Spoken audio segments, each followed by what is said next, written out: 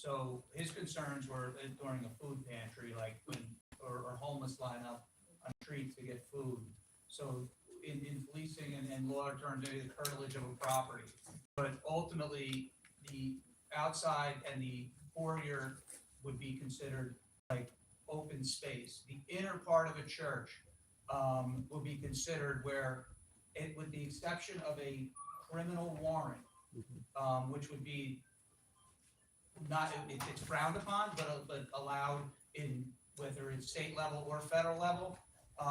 That would be mostly the times that any officer would enter into a church space inside the interior of the church. It is extremely frowned upon in law enforcement at every level. Again, ICE, I'm not gonna talk for ICE.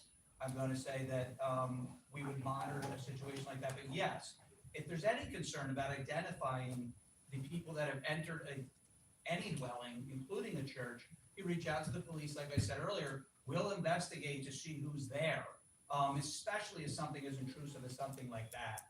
That would be an extreme situation, but I'm not gonna vouch for anybody, and actions of anybody outside of the Orange Police Department. So if there are concerns of something like that were to occur, that seems extreme in nature, as a situation like that would be, then yes, you reach out to the police department, they'll conduct their own investigation and attempt for coordination, and see what we do next. We also would reach out to our Essex County Prosecutor's Office and our Attorney General's Office at something like that. There's offices within those jurisdictions that would also be an assistance. Anytime a borderline question would arise, and not the interior of a church, that's pretty clear, we would reach out to our partners, or also advising us in certain aspects of the ICE investigations that are going on. So, Mr. DA, again, I mean, just, you wrote down. Oh, I wrote it down. Okay. As I said, there was a question, and I thought it was kind of like a legal question, and I was waiting for an attorney to come into the room. It was none other than our mayor, Mayor Dwayne D. Warren. All of you that know he is an attorney as well as the mayor of our city. So I'd like to introduce you to him. He's been the mayor for a little bit. He is somebody that supports women, and I want to say that to the nth degree, even though you see one lady sitting up here holding it down, he is truly for women. He's a dad, he's a husband, he's an uncle, he's all of that. He's a brother. He's hungry. Of our police director. He's also a Greek. He's a Kappa. So I'd like to introduce you to none other than our mayor, Mayor Dwayne D. Warren. Good afternoon. Good afternoon. Lieutenant, I was also hungry. Oh, yeah, and he was hungry. You should food test. I want to thank all of our council for doing this. Most politicians will tell you, don't go out to the public, just get voted in and be silent. But this kind of face-to-face meeting, this kind of information, this kind of opening up City Hall without directors is important, so you know exactly what is happening, and you can ask any questions that you want. And if it's not available today, we're available during the week as well when you come into the office. I do want to point out the weather issue and thank our DPW. When you look at a snow mound, I don't want you to just look at a high piece of snow that could be brown or yellow in some cases. When frozen, I want you to look at people who will work with a labor force that has been depleted, people who work with equipment that has been battered, people who are giving hour after hour, whether paid or unpaid, people who work under extreme conditions at all times. When you look at that snow now, look at those people, look at the humans that are doing the work. When you do that, you applaud our public works and Mayor, public safety. could you use your teacher voice? Oh, you can't hear me in the back? Now I can. Public out in the building, you can't block me. When you look at our snow mounds, I want you to look at the humans that have to deal with the snow. The public works people who don't get paid the most, who don't have the best equipment, who have depleted manpower, yet they go out every day and do their jobs. They hang out down at very places that aren't very friendly, but they always get the job done. And so when you look at a snow mound, I want you to thank them for the hard work that they do. And our public safety people who still have to do all of our public safety stuff with the snow. Chief, we have 2 fires in this Yes. period that we had to respond to. Snow did not deter us, there were no injuries, we still got the business done. Our streets are still being maintained and still safe, so I want to thank all of our public works and our public safety that do the job on a daily basis. And thank you all for coming out. I'm here to, if you want to ask me questions here as well, I'm available. I do want to chime in, and I know my director of planning, the deputy VA is going to scream at me, but we are seeking a new procedure whereby we go before the winter season to start. I'm sorry, someone's phone. Tend to your phone. They're gonna confiscate it. We're gonna start to inspect before the winter season, especially buildings where our seniors are, and let them know whether or not there are problems. And I asked Kafani about his paying for that plumber, because if we need to bring our person out to inspect or repair, there'll be a lien against that building, and we'll seek payment for whatever professional we have to bring in. So that's a critical question. We've had below 0 degrees, and I've been to senior buildings, and we had to deal with issues right there on the spot. That's a critical issue for us. But I'm here available for any questions you might have. I do recommend chicken. I'm a business administrator. My name is Chris Hartwick.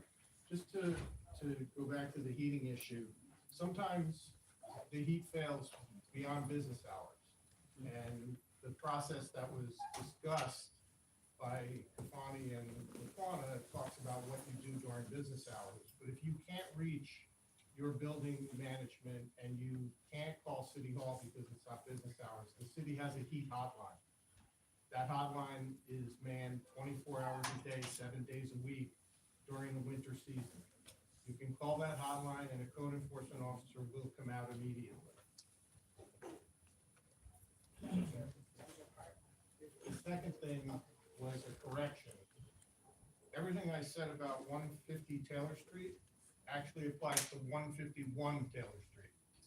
Those 2 properties are owned by the same person, developer corporation. 150 Taylor Street is actually 4 condominium units. They have gone through the disconnection process that I described before. They've not pulled building permits. We're actually in discussions with that developer about his schedule. So we have, the legal question.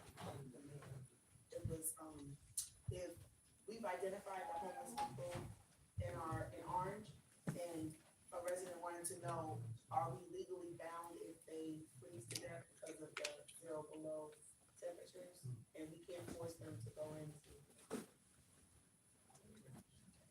I don't know. We're not legally bound if they pass on the street. In fact, every homeless person in Orange has been in contact with us in Essex County to provide services, to provide housing, to provide transportation. They responded positively to the food because we give them the food bank. But everyone has been in contact with us. Most have refused. There's a national model of law enforcement that says drag them off the street, arrest them, and put them in our jails. There's a local, more humane policy that says that we continue to offer them treatment, get them out when it's severely cold. But our long-term plan is to have them housed and serviced in terms of medical or mental attention.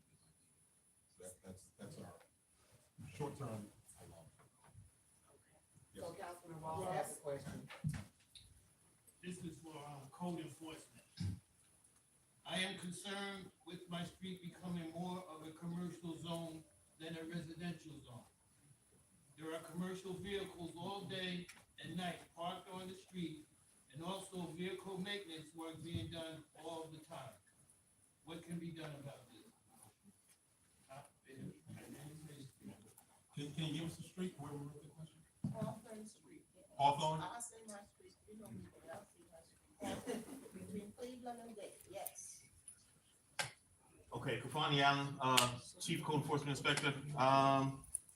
So regarding commercial vehicles that are parked on or stored in the backyards of residential property, they should not be there. There's no circumstance where they'll receive like a zoning permit or zoning approval to be parked in the back of their house, or on any vacant lot. So that's not permitted. So anytime you see that, please give us a call, and let us know. A lot of times with these, properties, they're, construction workers or landscapers, or things of that nature. So by the time we get up and we get into work, they're probably out with their trucks. Meanwhile, the neighbors or the neighborhood might have heard them starting up their vehicles at 5 or 6 in the morning, and then they're coming back at 6 o'clock, 7 o'clock at night after their workday is done. So sometimes we just don't see it. But if you guys can continue to be diligent and let us know, and we'll put that on our radar, and we'll get out there and we'll cite them to remove those vehicles from their property. If those vehicles are parked on the street where they're taking up parking spaces, then that's something that code enforcement does not handle, but you can call the Orange Police Department. They will come out and ticket those commercial vehicles as well. Lieutenant Stefanelli. Go ahead. So on Hawthorne, Cleveland Day in that area, we've towed 11 cars in the last 2 weeks. Just last night on Hawthorne, we issued 11 summonses. So we are in that area, we are aware of the situation. We're in contact with code enforcement because there's that garage on Day that continues to bring their cars on the street and do work. So when we see that, we do, connect with them. There was vehicles in the back of that building all day long. All right, I'll see you after the meeting. Give me the address. Real quick, Director Vaughn, Orange PD, I want to acknowledge, our highest ranking female in the Orange Police Department, Lieutenant Jackson.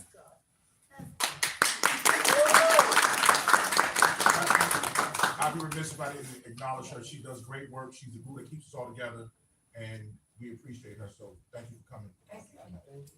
And if I would have known she got a clap like that, I would have worn the same. This is another question from one of our concerned citizens. What can be done to improve communications during street closures, either planned or emergency? Closing Day Street, Center Street, or Essex Street during morning or the PM time is not acceptable. Talk about it. So, there are basically 4 types of street closures. There's water emergencies, there's planned work, there's PSE&G emergencies, there's PSE&G planned work, and then there's snow, which is a separate issue. With respect to planned water and planned PSE&G or other utility work, we publish on the banner on the website every morning the street closures as it relates to that day. We don't do robocalls because we'd be doing them all the time because of the street closures. We have an aging infrastructure. We have PSE&G in town doing all kinds of upgrades. So it's a lot of work. The one area that we've looked at as an improvement is a communication system called Everbridge, which would send out notifications by text message to anybody who actually signed up and gave their cell phone number. And then the street closure would be sent to you by notification. We're trying to put that into the budget for this year. It consolidates the communication system and makes it more direct. So as it relates to snow closures are done on an emergent basis. They can't be planned. Before they're done, we do 4 things. If we can, we put up emergency no parking signs. If we can't do that and we have to close a road, we do robocalls, social media postings, and email blasts, and we put it on the website. And we do that 2 hours before. With the police. With the police, we make an announcement up and down the street 2 hours before the closure. So we're trying our best to give notification, and to get people informed about the closures. But the emergency closures are very difficult. Emergencies happen at any time of the day or night, particularly water and gas emergencies. They will result in closures almost immediately. And it will be any road, anywhere in the city, and notification is just not possible under those circumstances. Well, Director, that was my question. I want to say thank you for answering it. I want to save you some money. You currently have the notification. For the Excuse me, council Mr. meetings, Rose, I think can that you will help. talk to him after the meeting, because if I'll I talk to him. allow you to speak, then everybody else is gonna want to Also, speak. Most of the major snow removal was done at night. Right. So it's 6:05, I think. We're gonna take, at 6:10, we're gonna have to stop, because we have a big pile of questions that we wanna get asked. So if you have questions, if you give them to me right now, we're gonna try to get through them from 6:10 to 6:30, because we have a hard stop at 6:30. So I hope, you're getting your questions answered. But just know that we do have all the questions that were asked. So we are gonna send them to the business administrator, the mayor, and the assistant business administrator. They're gonna send them to their department head so we can get the questions in writing, right? And then we're gonna release a document. So probably, Mr. VA, I think we're closed tomorrow because it's a holiday. Close Monday. So closed Monday, so maybe by Friday of next week, maybe? Yes. So maybe Friday, it's Lincoln's birthday tomorrow, right? Yes. Yeah. And then on Monday, I think it's President's Day. So we're closed. So Friday, by Friday, business closed in the document. We're gonna print it and have it up here for you, but it's also gonna be sent out on our website and it'll be on social media. So if you don't have, if you wanna leave an email with us, so we can email it to you, we'll email it to you as well. We just wanna make sure that everybody get their questions answered, right? So thank y'all. So does anybody have any more questions right now? Okay. Okay. To the business administrator, where are we with the hospital cleanup and improvement for the area? So the property owner who we've spoken to about cleaning up the property, the city owns some of the property and is coming up with a plan for spring cleanup. In terms of the development, the developer has filed what's called an application for financial agreements. We've been analyzing that and going back and forth with them about some of their assumptions. That's one of the steps in the process that has to be undertaken before any dirt can be removed or moved. In addition, an application for brownfields development remediation money is being filed for the site to help with the remediation and environmental contamination that may exist as a result of it being a hospital site. Finally, an application is being filed for Aspire Funds, which is a program run by the New Jersey Economic Development Authority. It's a program for grants and low-interest loans to assist what are called transformative developments. This qualifies as a transformative development as planned. So that process has to play out before you're going to see buildings come down or dirt moved. And in terms of time frame, that process can take 18 to 42 months. 42? 18 to 42. So we're gonna move a little faster. So next question. Fire chief, do you think this time with the expansion of our city, we need multiple firehouses? Faster emergency response times in the city grows in population, so does emergency calls increase. Traffic increases, so slow response time. How do you plan to address this issue? This is for the fire chief.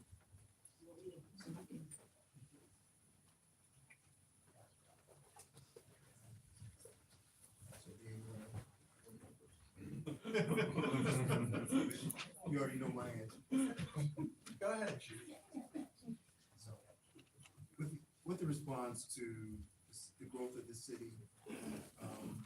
Yes, in our northern part of town, our Washington Street Firehouse has been closed since 2017. We have been looking at grants prior to the new administration down in Washington.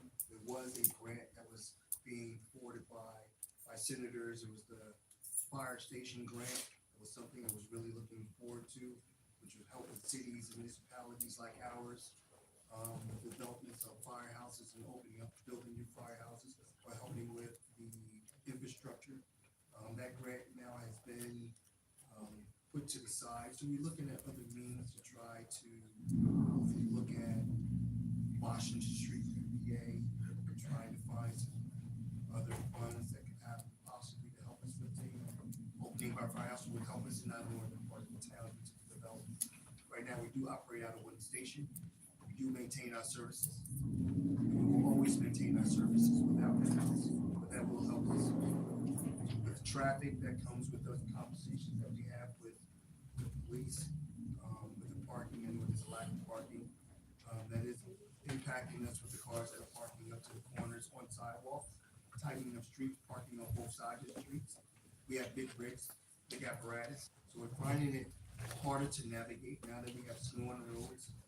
It's even harder to navigate the snow. DPW has done an amazing job with moving snow. I have to say that. They're out there, they've been out there trying to do the best they can. With the residents, it will be a help with moving their parts and moving snow. That will be a help with DPW and the fire and police. But it does impact us all with how we move through the city with the work that's going on, all the construction and development, which increases our parking, which does inhibit us as first responders on our response. So, yes, it is impacting us. We look at it, as well as my department, we look at avenues of how we respond to the scenes and how we navigate the calls on our tactics. We have to mitigate an incident. So yes, Washington Street, that secondary firehouse, would be an optimal means for us to provide our services on the north side of town, as with our staffing, as fire and police, as well as trying to navigate with the parking and development in the city, which brings more residents to the city at the same time. So this is something that we're navigating through. We're looking at it. I do monitor our response times. Our response times have gone down in certain areas, have increased in other areas, governing to the time of day of our response due to parking. But it's something that we are working on and looking at and making sure that services are not impeded at all.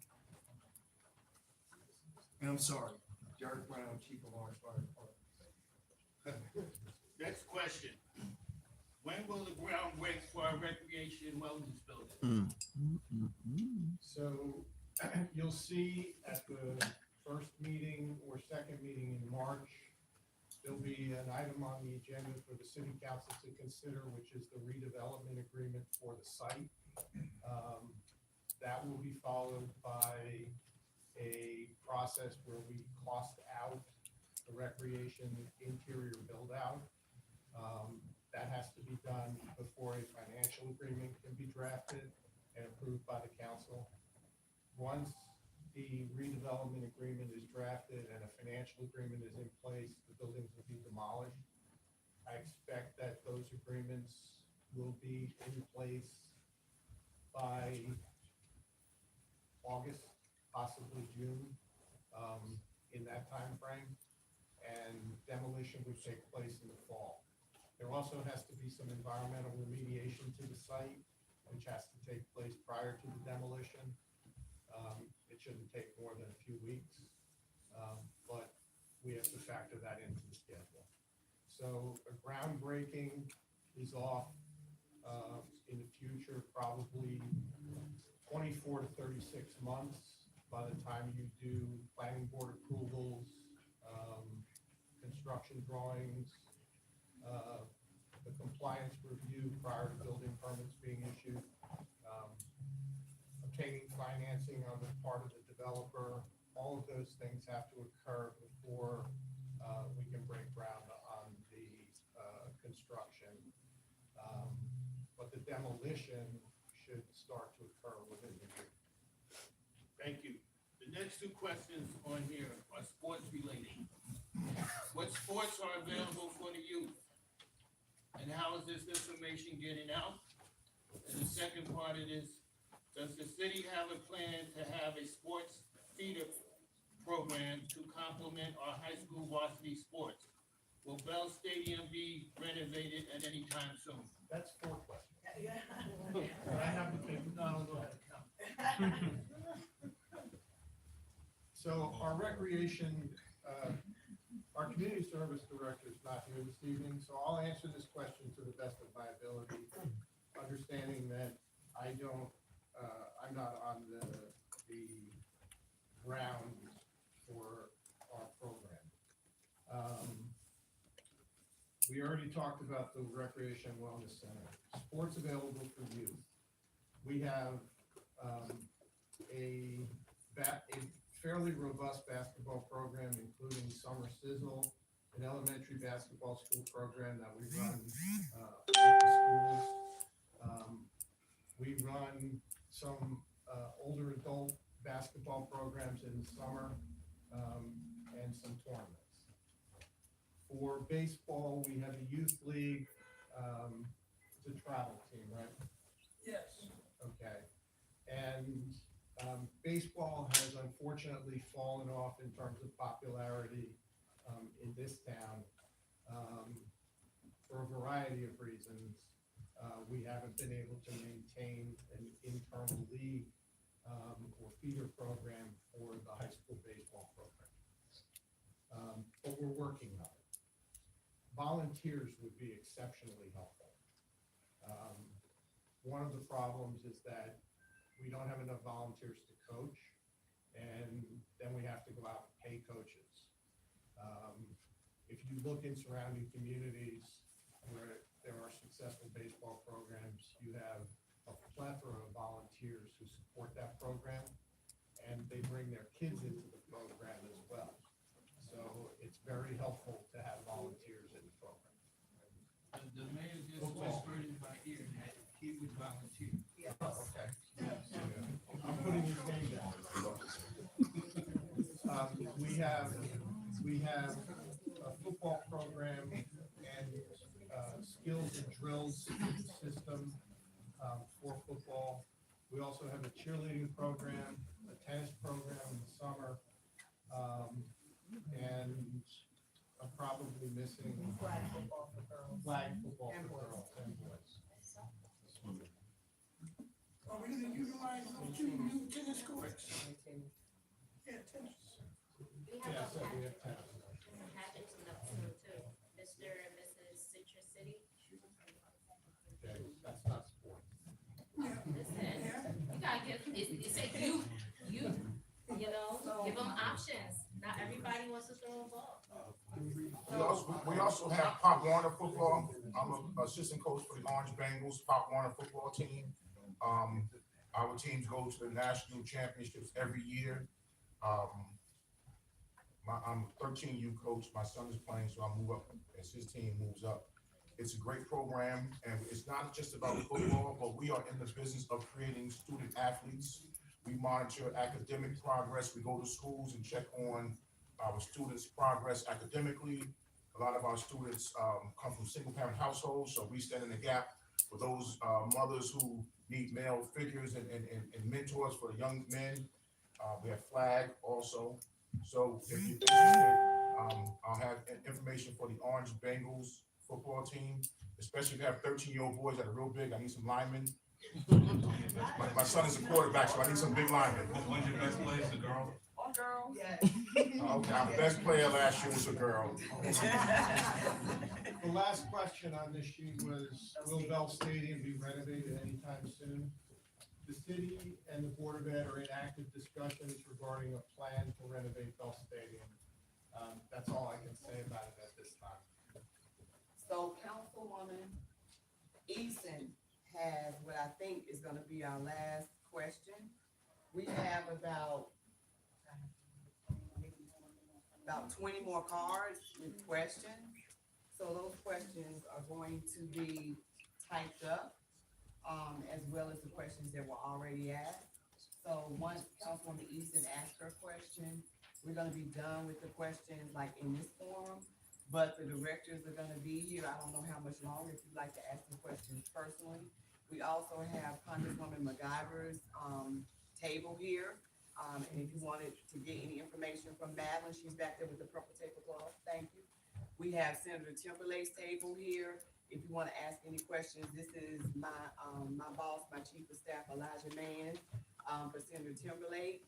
We also have Assemblyman Benezia's table here, and we have PJ over there in the corner if you want to ask PJ any questions or you have any concerns. There's a wealth of information there on those tables, and they will be glad to take your name, call you if you need anything from the state. Of course, that's Senator Timberlake's office, federal, Congresswoman MacGyver, and also the state legislature, those the assembly people right here, Assemblywoman Benezia and Assemblywoman Morales.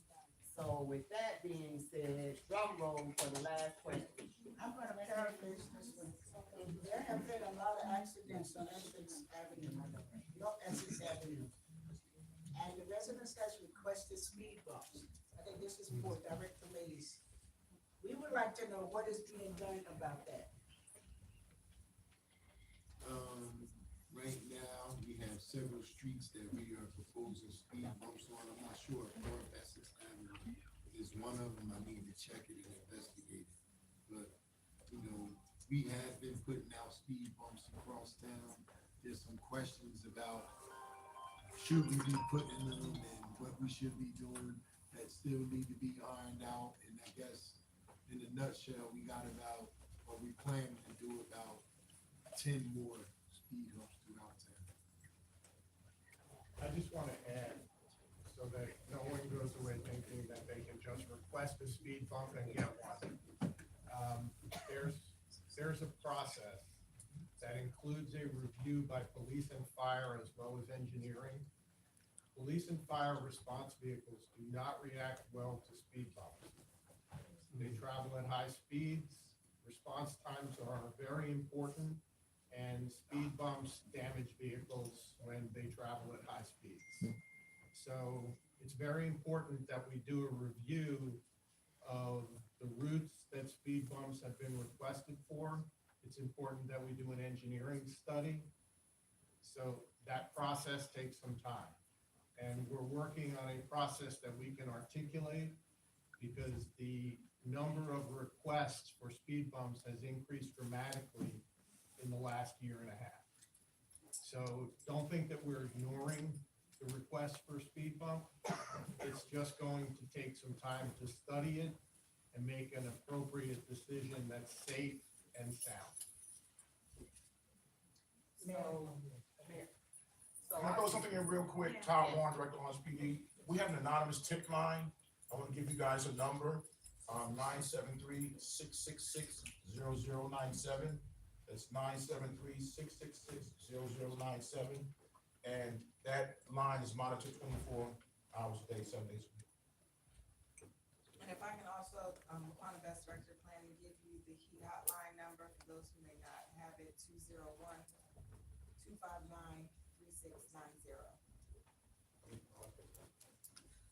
Stacy? Anybody, I'm Stacy Martin, I man the mayor's hotline, the number's 973-280-1621, and that phone is on 24 hours a day. Say it one more time. 973-280-1621. Thank you, Mayor Warren.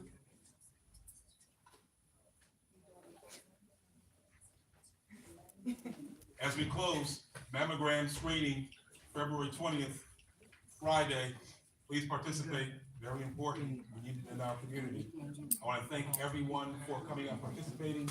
We'll be following up by next Friday with a written document. Do we have signed?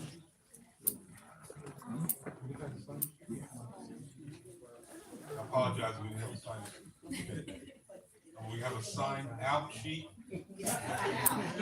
Please, so that, and we'll email you guys the records that came out. There is food here. I did taste it, it's good. It's free, please dine. We're all gonna be hanging out. Take the liberty of speaking for the directors who've been working here since 8 o'clock this morning. But we'll be hanging out until we all leave. Thank you for coming. We'll be doing this again. I don't know when, but the mayor will be walking Wednesday. Right after Valentine's Day. I don't know what ward it's gonna be in, but I'll be just on my tour to say what's happening in your neighborhood, anything we need to pay attention to. And I have select, directors and city hall personnel with me at that time. So please expect a call via the evenings. It'll be about 2 hour, 3 hour walk that we do. And we'll do that until we cover the entire city for the season. Thank everyone for coming out. Please give a round of applause to our council.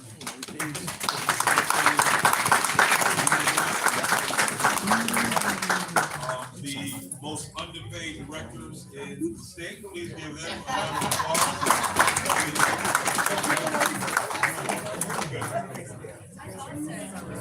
Please, Ms. Mingle.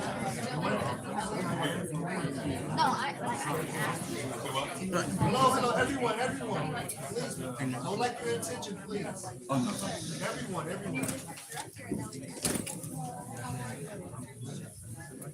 I just want to share something.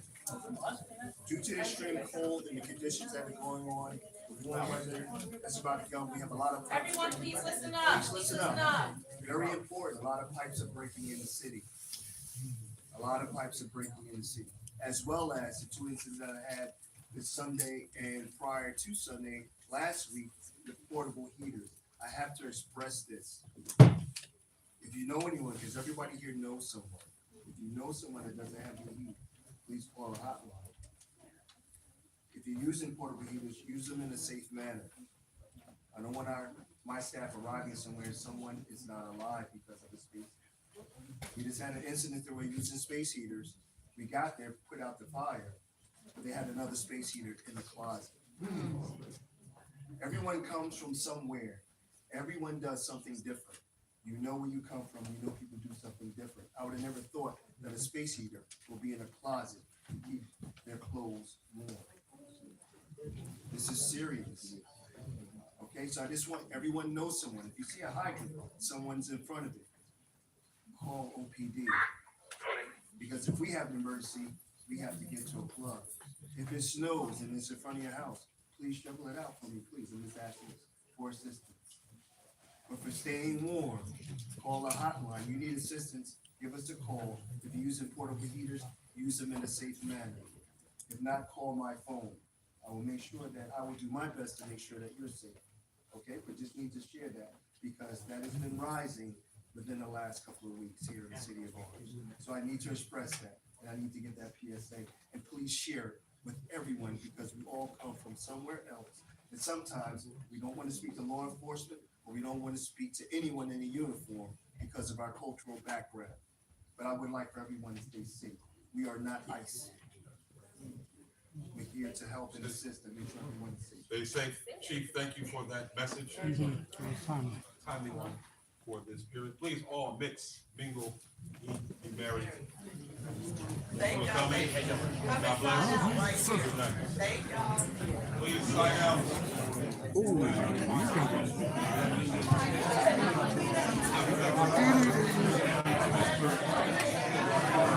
So basically,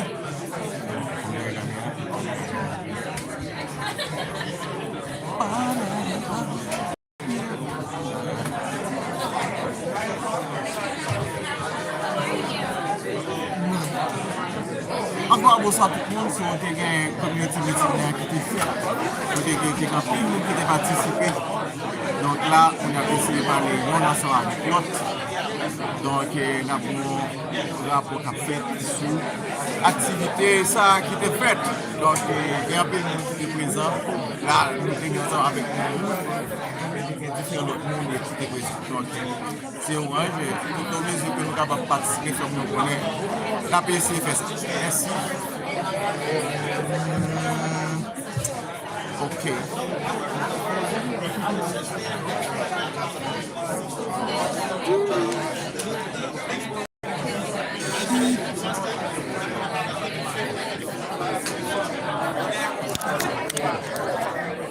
Et pour ça, moi,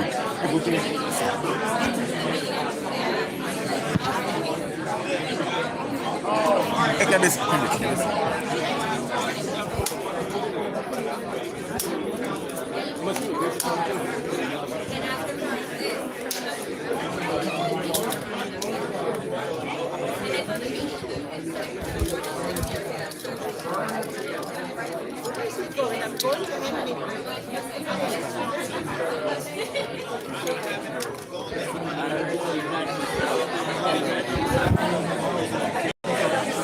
Ah là là.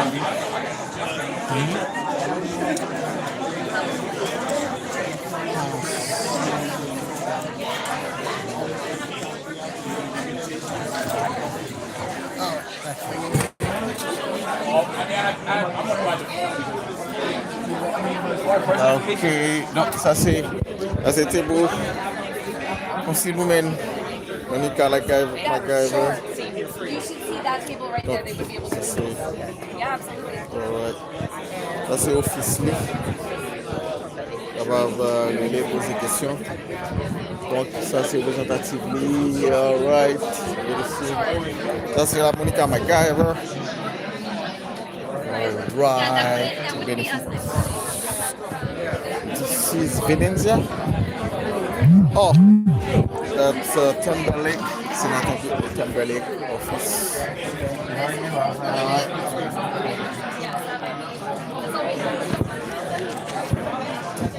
That's Senator Timberlake for the assistance. And that's her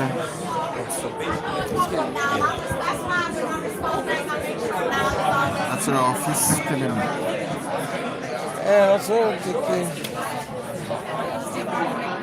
so business card. So business.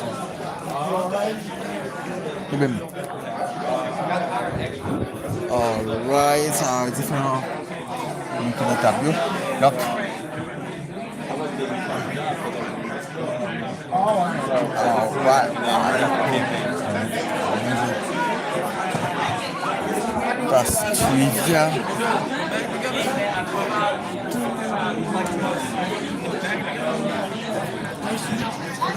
Ok, so ça c'est différents bills. Or a bill became a law in New Jersey. A student guide to the legislative process. That's good. That's very important. Ok. Ça vraiment important parce que yo dit comment on bill fait une loi, comment on fait une loi. Donc on monte sous une loi, premièrement on fait ton bill et puis qu'on y a là ou à la veille dans la chambre législative là et puis pour capable faire et ton loi. Ça vraiment important. Vraiment important comment on capable faire yon bill ton loi. Tant que sous besoin font loi passer là, tant que pour moun bien de l'eau gratis, vous comprenez? Vous faites le ton bill après ça, ou aller faire ton loi. Ouais, c'est quoi? Vous ça? Vous ça tout? Et qui est bien ça? Là, ma mère pas dans ça avec monsieur. Yeah, come on. No, right. That's pastime trivia. Oh, ok, so ça parlait de passer ça qui était fait dans New Jersey.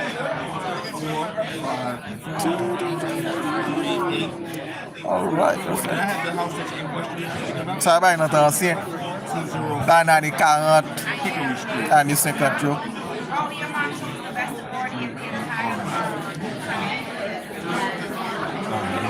Next week I'm gonna have one intern What is this session? I want you to re-ask Making your voice heard. So comment si vous avez envie de dire, so exactement qui ça comment vous dire et qui autour doit passer pour capable de dire. On va prendre.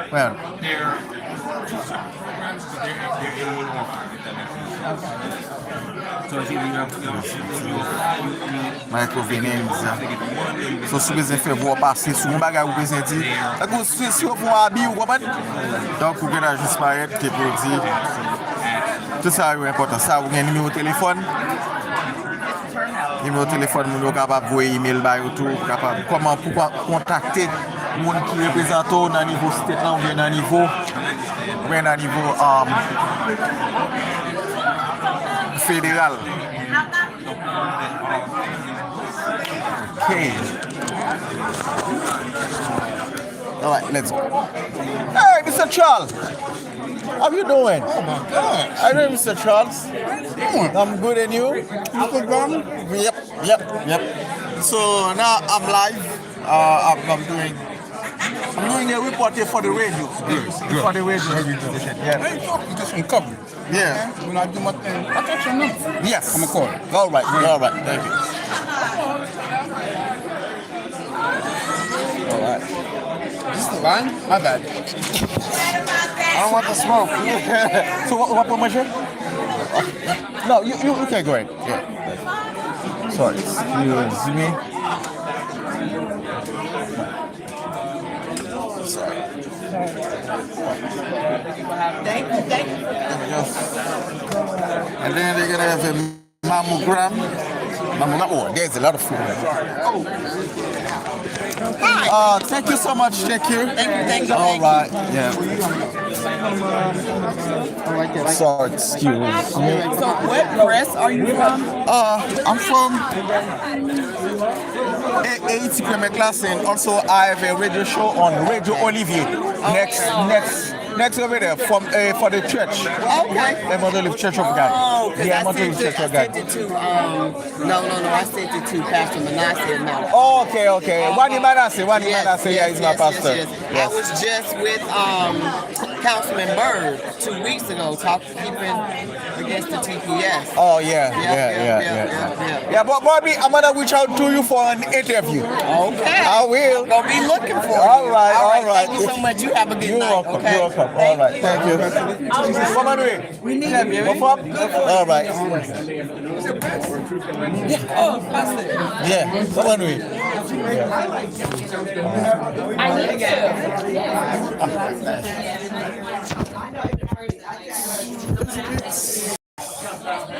C'est une activité qui est vraiment chargée. Grand pile monde est venu. Ah, non, non.